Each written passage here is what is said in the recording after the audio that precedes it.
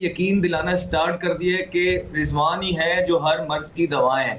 लेकिन वो ये चीज भूल रहे हैं कि रिजवान में कुछ चीजें इस तरह की हैं जो एक लीडर में नहीं होनी चाहिए। पाकिस्तान फैंस क्रिकेट देखना छोड़ दें, क्योंकि ये जो जोकर्स क्रिकेट बोर्ड है, पाकिस्तान क्रिकेट बोर्ड, ये आपको पागल कर देगा और आपको कहीं का नहीं छोड़ेगा। किसी को आप इसलिए नहीं बनाना चाहते कि वो यस मैन नहीं है, तो बाकी जो हैं वो उस तरह से आउटपुट नहीं दे पा रहे। तो जिस तरह बाबर को टाइम दिया, पहले प्लेयर्स को, उससे पहले कुछ कप्तानों को टाइम दिया, तो इसको भी थोड़ा बहुत टाइम।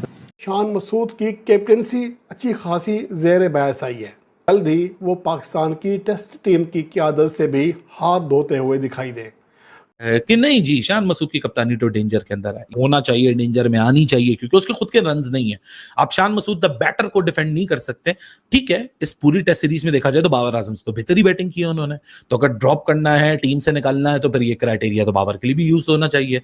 मेरिट पर कप्तानी का मेरिट बस यही है कि थोड़ा बहुत आपको सीनियर होना चाहिए और दबदबा होना चाहिए आपका, आपकी सिफारिश तगड़ी होनी चाहिए। मोहम्मद रिजवान के पास टेस्ट कप्तानी जाने वाली है। ये कप्तानी आज जाए, कल जाए, परसों जाए। रिजवान की बात आप उसके उनके लिए फिर से वही लोग जो उनको लेके आए हैं, वही लोग जिन्होंने उनका नंबर ऊपर नीचे किया था टीम में एडजस्ट करने के लिए, उन्होंने दोबारा से उनकी कप्तानी की बातें स्टार्ट कर दी हैं। उन्होंने लोगों का ज़हन बनाना स्टार्ट कर दिया है, पीसीबी के अंदर भी और पीसीबी के बाहर भी। उन्होंने लोगों को ये यकीन दिलाना स्टार्ट कर दिया है कि रिजवान ही है जो हर मर्ज की दवाएं हैं। लेकिन वो ये चीज भूल रहे हैं कि रिजवान में कुछ चीजें इस तरह की हैं जो एक लीडर में नहीं होनी चाहिए, वो चीजें नहीं पाई जानी चाहिए।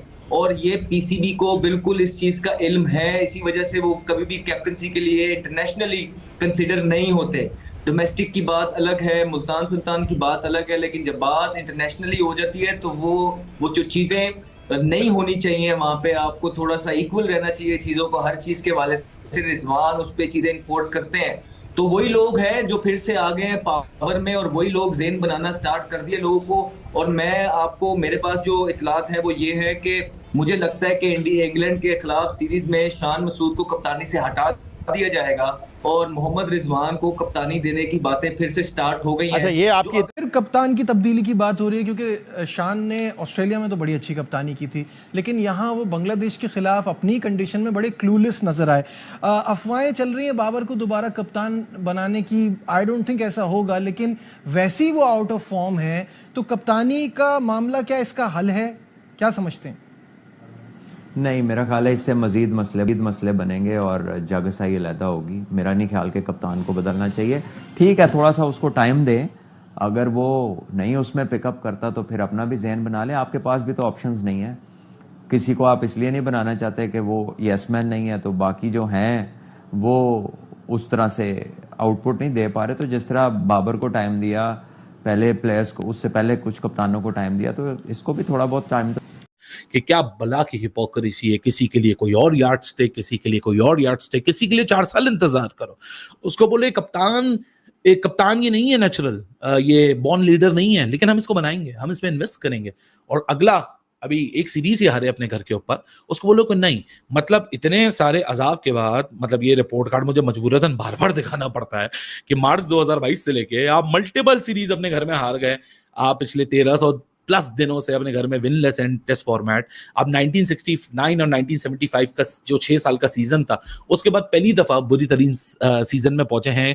उस वक्त आपने 11 test match on the trot नहीं जीते थे अपने घर में। इस वक्त आपने 10 test matches on the trot नहीं जीते हुए हैं, जिसमें 9 test matches 8 test matches Babar Azam के अंडर हैं, 2 टेस्ट मैचेस शान मसूद के अंडर हैं।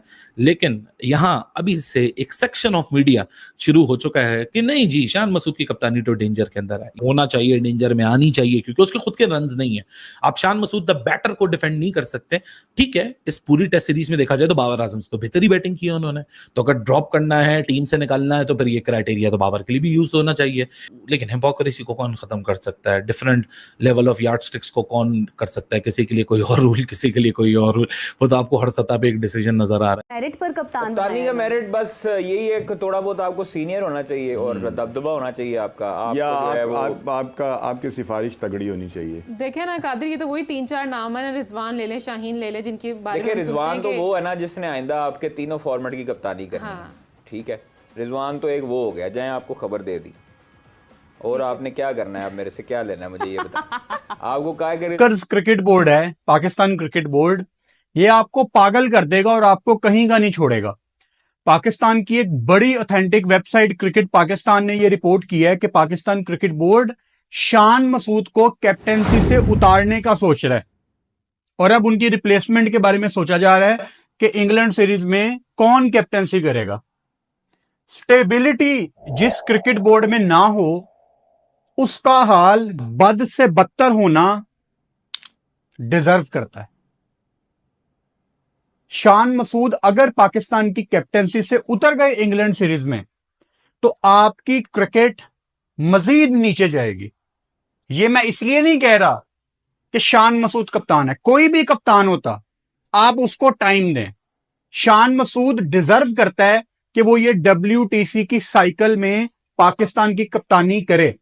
बाबर कप्तानी का भूख है भाई, उसकी हरकतों से तो यही लगता है कि वो कप्तानी का भूख है।